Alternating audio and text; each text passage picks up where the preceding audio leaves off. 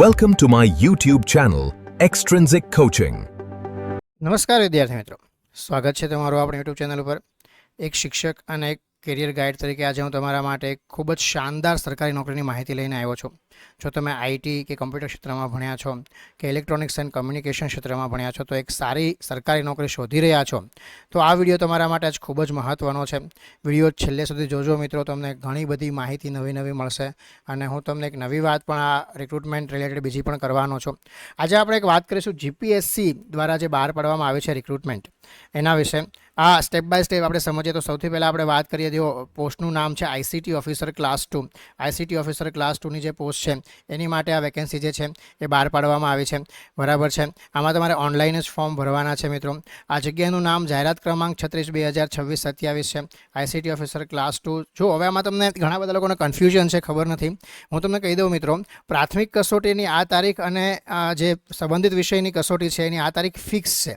આમાં કોઈ ચેન્જીસ નહીં થાય, બરાબર છે. ચેન્જીસ થશે તો તમને જીપીએસસી દ્વારા જાણ કરવામાં આવશે, પણ 99% જીપીએસસી હવે તારીખો ચેન્જ નથી કરતું હોતું મિત્રો.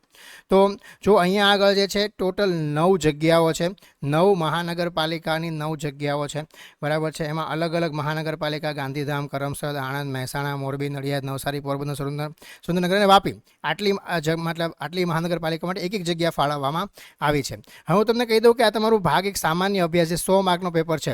આ 100 માર્કનો પેપર તમારો 26/7/2026 રોજ હશે અને પછી 200 માર્કનું જે ટેકનિકલ પેપર છે એ 4/10/2026 રોજ હશે. એટલે તમારા પાસે એપ્રોક્સ 3-4 મહિનાનો સમય છે બધું તૈયારી કરવા માટે. જો તમે કોઈ દિવસ સામાન્ય અભ્યાસની તૈયારી નથી કરી તો અત્યારે 26/7/2026 સુધી ફક્ત ને ફક્ત આ 100 માર્ક ઉપર ફોકસ કરો અને પછી એ એક્ઝામ પતી જાય પછી આ 200 માર્ક ઉપર ફોકસ કરો. જો તમે પહેલેથી નોન ટેકનિકલની પ્રિપરેશન કરી રહ્યા છો મિત્રો, તમે પહેલેથી તૈયારી કરેલી છે તો અત્યારથી તમે ટેકનિકલ સંબંધિત વિષયોની જે તૈયારી છે, કારણ કે એમાં 15 સબ્જેક્ટ છે, તો સિલેબસની પણ વાત કરીશ ડિટેલમાં, બરાબર છે, પછીના વિડીયોમાં. અહીંયા આગળ તમારી પાસે જે છે 15 સબ્જેક્ટ છે કરવા માટે સિલેબસ ખૂબ જ મોટો અને વિશાળ છે મિત્રો. તમારી બ્રાન્ચ એસી હોય, આઈટી હોય કે કમ્પ્યુટર હોય, ગમે તે હોય મિત્રો, સિલેબસ કરી શકાય એવો છે. તમારી બ્રાન્ચ એસી છે અને સિલેબસ આખો આઈટીનો આપ્યો છે, તમે ના કરી શકો, આમાં એવું કાંઈ નથી.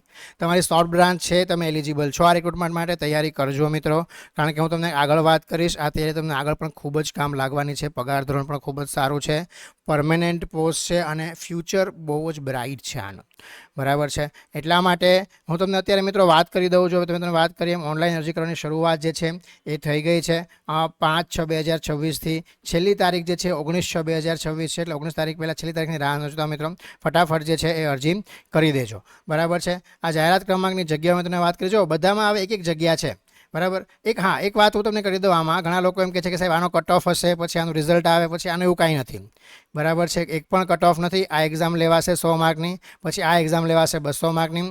ટોટલ તમારા 300 માર્ક જે છે એમાંથી તમારો કટ ઓફ જે છે ઇન્ટરવ્યૂ માટે જ્યારે સિલેક્શનની લિસ્ટ બહાર આવશે ત્યારે બહાર પડશે. હું તમને આગળ ડિટેલમાં વાત કરું એના માટે, બરાબર છે. એટલે આ તમારે સેપરેટ એક્ઝામ આપવાની છે બંને, અને આ તારીખે જે એક્ઝામ આપવાની છે આ ફિક્સ છે.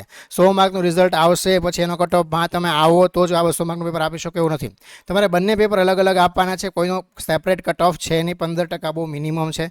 પણ આમાં હું તમને આગળ વાત કરીશ કેટલા માર્ક લાવો તો તમને જે છે આગળ ઇન્ટરવ્યૂ માટે સિલેક્ટ થઈ શકો, કેટલા લોકોને ઇન્ટરવ્યૂમાં બોલાવશે, ડોક્યુમેન્ટ વેરિફિકેશન બોલાવશે, બધી ડિટેલમાં વાત કરીશ મિત્રો. કારણ કે હમણાં તમે અમારા યુટ્યુબમાં જોયું પણ હશે, છેલ્લી જે આઈસીટી ડીડી રિક્રુટમેન્ટ હતી એને ક્લોઝલી ફોલો કરેલી છે મિત્રો. તો એમાં જે છે એનું મટીરિયલને કેવી રીતે તૈયારી કરવાની છે બધી જ વાતો હું તમને જે છે કરવાનો છું. એટલે તમે ફટાફટ જો આ ચેનલને સબસ્ક્રાઈબ નથી કરતો પહેલાં સબસ્ક્રાઈબ કરી લેજો. આ રિક્રુટમેન્ટને લગતી બધી જ અપડેટો તમને વારંવાર ચેનલ ઉપર આપ્યા કરીશ મિત્રો. તો જો અહીંયા આગળ જે છે આપણે વાત કરીએ, મેં તમને વાત કરી એમ દરેક જગ્યાએ એક રિક્રુટમેન્ટ એક જગ્યા છે, જો બધી ઓપન માટે જ છે. તો શું બાકી કોઈ એપ્લાય ન કરી શકે એવું નથી. ઘણા બધા લોકો મને પૂછે છે કે સાહેબ અમે આમાં અનુજાતિમાં આવીએ છીએ, જનજાતિમાં આવીએ છીએ કે અનુજાતિમાં આવીએ છીએ તો અપ્લાય ન કરી શકે એવું નથી. પણ તમને રિઝર્વેશનનો ફાયદો ન મળે જગ્યા માટે. ફીસમાં ને બધામાં જે કંઈ મતલબ વય મર્યાદામાં ને બધામાં છે, બધામાં ફાયદો મળે. પણ આમાં બાકી તમારું જે સિલેક્શન થશે જનરલ કેન્ડિડેટ સિલેક્શન થવાનું છે, આ વસ્તુ ફિક્સ છે, બરાબર છે. એટલે તમે મેરિટમાં આવો, માર્ક્સ લાવો અને સિલેક્શન થશે, આમાં બીજું કાંઈ નથી, બરાબર છે. ટોટલ 9 જગ્યાઓ છે. મેં તમને કીધું એમ બધી જગ્યાએ મેં તમને વાત કરી એમ જે મ્યુનિસિપલ કોર્પોરેશન છે એમાં જગ્યાઓ છે. અહીંયા દિવ્યાંગતાના સ્ટાન્ડર્ડ આપેલા છે. હવે જો આનો ફાયદો તમને જે છે એ પરીક્ષાની ફી ભરવામાં કે કન્સેન્ટ ફી ભરવામાં આ બધામાં થશે. ઓનલાઈન જે કેવી રીતે કરવાની આ બધું લખેલું છે મિત્રો. તમે જીપીએસસીમાં વારંવાર એપ્લાય કરતા હોય તો એમાં કંઈ નવું છે નહીં. અહીંયા શૈક્ષણિક લાયકાતની આપણે વાત કરી લઈએ. ઘણા બધા લોકો વારંવાર પૂછતા હોય છે. હવે જો જનરલી આઈસીટી ઓફિસર ક્લાસ 2ની જે રિક્રુટમેન્ટ નીકળે છે ડિપાર્ટમેન્ટ ઓફ સાયન્સ એન્ડ ટેલિકમ્યુનિકેશનમાં, એમાં 2 વર્ષનો એક્સપિરિયન્સ માંગ્યો હોય છે. 2 યર એક્સપિરિયન્સની એ પોસ્ટ છે. અહીંયા આગળ કોઈ એક્સપિરિયન્સ માગ્યો નથી મિત્રો. તો આ તમારી માટે ખૂબ જ ગોલ્ડન ઓપોર્ચ્યુનિટી છે. જે જગ્યા ઉપર આની પહેલાં 3 વાર રિક્રુટમેન્ટ થઈ ગઈ છે 2 વર્ષના એક્સપિરિયન્સથી. પહેલાં 2016-17માં એક રિક્રુટમેન્ટ એડવર્ટાઇઝમેન્ટ હતી મિત્રો, તમે જોઈ શકશો. એના પછી 2021-22માં એક એડવર્ટાઇઝમેન્ટ હતી. એના પછી હમણાં 2024-25માં હમણાં જ એડવર્ટાઇઝમેન્ટ હતી. આ 3 વાર આઈસીટી ઓફિસરની રિક્રુટમેન્ટ થઈ ગઈ છે. ગુજરાત ગવર્મેન્ટમાં આઈસીટી ઓફિસરની આ ચોથી રિક્રુટમેન્ટ છે જે જીપીએસસી કરવા જઈ રહ્યું છે. કોણ એલિજિબલ છે? તમારી બ્રાન્ચ આઈટી છે, કમ્પ્યુટર સાયન્સ છે, કમ્પ્યુટર એન્જિનિયર છે, કમ્પ્યુટર ટેકનોલોજી છે, ઇલેક્ટ્રોનિક્સ કમ્યુનિકેશન છે, ઇન્ફોર્મેશન એન્ડ કમ્યુનિકેશન ટેકનોલોજી. જો આઈસીટી બ્રાન્ચ છે તો પણ એલિજિબલ છો તમે. પહેલી 2016 જે રિક્રુટમેન્ટ હતી એમાં આઈસીટી બ્રાન્ચ એલિજિબલ નહોતી મિત્રો. બરાબર છે. અહીંયા આગળ ચોખ્ખું લખ્યું છે information communication technology ICT branch તમે એલિજિબલ છો. તમે MCA કરેલું છે કે તમે માસ્ટર ઓફ સાયન્સ આઈટી કરેલું છે તો પણ તમે એલિજિબલ છો મિત્રો. જો ફક્ત BCA કરેલું છે કે BSc કરેલું છે તો એલિજિબલ નથી. ચોખ્ખું અહીંયા લખેલું છે મિત્રો, યાદ રાખજો. ઘણા બધા લોકો પૂછતા હોય છે એટલે તમે ચોખ્ખું કરીને કહી દો. તમારી ઉંમર જે છે મેક્સિમમ 37 વર્ષથી વધુ હોવી જોઈએ નહીં. હવે જો આ પેલું છે ને કેવું કર્યું છે કે એક્સપિરિયન્સ 2 વર્ષનો હતો ને એટલે 35 + 2 37 વર્ષ ગણતા હતા. હવે આમાં એક્સપિરિયન્સનું કંઈ લખ્યું નથી પણ ઉંમર લખી દીધી 37 એમ ન રાખી. એમાં કંઈ ફેરફાર ન કર્યો. બરાબર છે. આમાં ઘણી વાર રિક્રુટમેન્ટ રૂલ બેઠા કોપી પેસ્ટ મારતા હોય એટલે આવું થઈ જાય. બાકી ખરેખર નોન એક્સપિરિયન્સ પોસ્ટ માટે ગુજરાત ગવર્મેન્ટમાં જનરલ કેન્ડિડેટની એજ જે છે 35 યરની લિમિટ છે. પણ અહીંયા આગળ પેલું એક્સપિરિયન્સ વાળામાં 37 આપતા એટલે અહીંયા પણ 37 આપી દો. હવે વાત કરીએ પગાર ધોરણની. પગાર કેટલો મળશે મિત્રો? તો 53,100નો પે સ્કેલ શરૂઆત થાય. અત્યારે 55% DA તમે કાઉન્ટ કરો, પ્લસ તમે ફોર એક્ઝામ્પલ મ્યુનિસિપલ કોર્પોરેશનમાં તમારું પોસ્ટિંગ થાય છે તો 9% HR એપ્રોક્સ કાઉન્ટ કરો તમે. તો આ બધું કાઉન્ટ કર્યા પછી પ્લસ તમારા જે પણ એક્સ્ટ્રા તમને મળતા હોય એક્સ્ટ્રા ભથ્થા ને બધું કાઉન્ટ કરીને અરાઉન્ડ 90,000 જેવો પગાર થશે મિત્રો. બરાબર છે. અને કોઈ પણ એક્સપિરિયન્સ વગરવાળી પોસ્ટ છે, ડાયરેક્ટ ક્લાસ 2ની પોસ્ટ છે, તો ખૂબ જ ગોલ્ડન ઓપોર્ચ્યુનિટી છે મિત્રો. અને આ જગ્યાએ હું તમને બીજી પણ વાત કરવા જઈ રહ્યો છું કે જો તમે વાત કરી DSTની આ 3 રિક્રુટમેન્ટ પહેલાં નીકળી છે તો ચોથી રિક્રુટમેન્ટ પણ બહુ જ જલ્દી બહાર પડશે મિત્રો. અને એમાં એપ્રોક્સ 100 જેટલી જગ્યાઓ આવવાની શક્યતા છે. આ જગ્યાઓ મંજૂર થઈ ગયેલી છે. હવે જીપીએસસી ક્યારે રિક્રુટમેન્ટ બહાર પાડેની રાહ છે. હવે એવું કોઈ ન પૂછતા સાહેબ ક્યારે આવશે એમ. ગવર્મેન્ટમાં વારંવાર કહું છું કે ફિક્સ નથી હોતું. હા, જો પેલું વાયરલેસ PSI તમે તૈયારી કરતા હો તમને ખબર છે કે 2 વાર તારીખ ચેન્જ થઈ ગઈ. ગવર્મેન્ટમાં એવું કોઈ દિવસ પ્રિડિક્ટ કરીને ન બેસી શકાય કે આમ થશે ને આમ થશે. આપણે ફક્ત તૈયારી કરી શકાય. તો તમને ખબર છે કે આ રિક્રુટમેન્ટ અત્યારે છે અને ભવિષ્યમાં પણ બહુ સારી ઓપોર્ચ્યુનિટી છે. હું તમને એક બીજી પણ આના ઉપર વાત કરું મિત્રો. આ ક્લાસ 2ની પોસ્ટ છે, આના નીચે ક્લાસ 3ની પોસ્ટની પણ રિક્રુટમેન્ટ આવવાની છે DSTમાં. જે ટેકનિકલ આસિસ્ટન્ટની પોસ્ટ માટે આ જ બધી બ્રાન્ચ એલિજિબલ હશે અને લગભગ આ જ સિલેબસ હશે.